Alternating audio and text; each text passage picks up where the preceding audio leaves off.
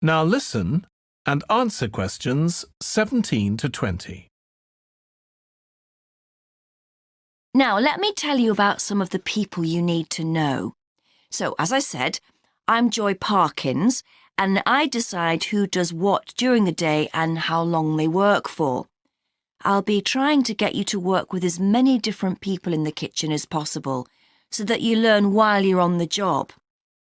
One person whose name you must remember is David Field.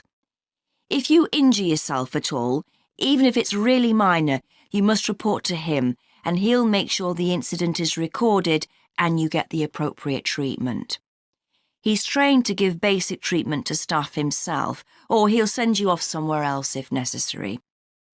Then there's Dexter Wills.